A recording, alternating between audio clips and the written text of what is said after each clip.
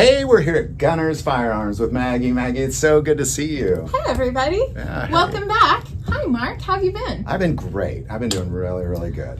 What's been new with you? Really nothing new. Just I'm glad we got the cool down here. It's been so hot, but we got a cool down, so it's good. It's good. And honestly, speaking of new, because something we were talking about as you're getting the store open is kind of what's hot in guns. And when this particular firearm came up, and hey, we got guns out. This is great. I always like when we got to get the guns out. But this one's a no-brainer. This one is something that you read about that it's hot. People are demanding this type of firearm. They've been around for a while, but they just are picking up heat more than ever before, and that is the 2011. Yeah, look at these. So these are your 1911 model on steroids.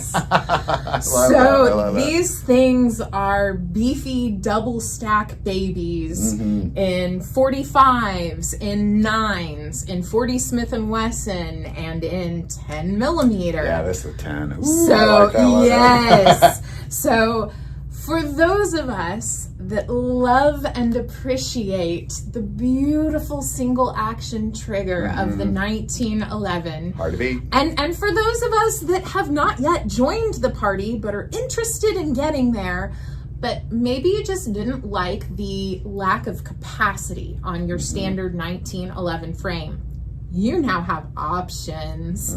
So these are not striker fired. These are all hammer fired. They are single action only, meaning that the gun does have to be racked back and cocked before that trigger does function. So you do have your external safeties on a lot of these options. It's ambidextrous. And yeah, all these are ambidextrous. Yeah, all these have the ambidextrous external safety on them, and every single one of them has a backstrap safety. For those of you that already have your Smith & Wesson Shield EZs, you're familiar with the backstrap safety. For all of you that have carried the Springfield XD series with the polymer frame, those are also backstrap safety. So the other thing that I see here, and really you're seeing it in all handguns, and this is something that we've talked about in the past, that people are kind of bringing their old guns to trade. Yes. So they can get the cutout for the red dot. The trade in and the upgrade toward optic ready, or in a lot of cases here, optic included.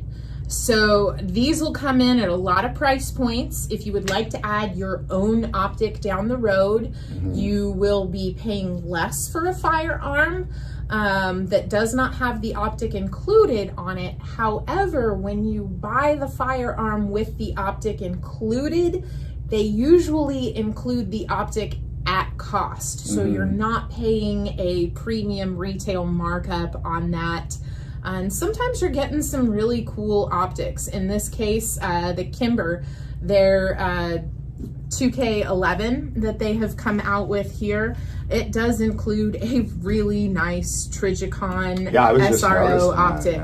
That thing has this giant red dot windshield in there that you just flick through both eyes open, and as soon as you acquire that bright shiny dot on there, whatever that dot is on is exactly what you will be hitting as soon as you pull that super crisp, super light single action trigger. So you do have options on the triggers as well. If you will notice on some of these, some of them do have adjustable triggers.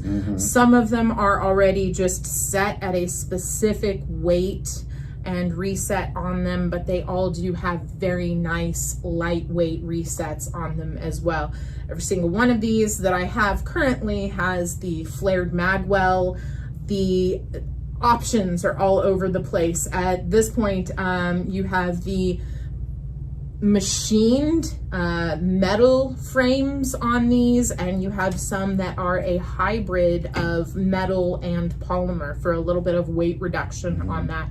Please bear in mind, the 2011 series is still going to be heavier than your all polymer injected double stack those that have been on the market for decades now, Glock. I mean, they kind of got the markets and everything cornered on those lightweight double stack frames. These may not be a good carry option for everyone, but they are definitely an amazing range option. Heck yeah. For anybody. You want to look like you're totally awesome at the range? Buy a single action trigger. Well, it's so cool because, you know, I see why these are so popular, because 1911 is known as being one of the best designs out there. I say revolvers. Okay, so revolvers are the first thing that has been unchanged in decades, in generations.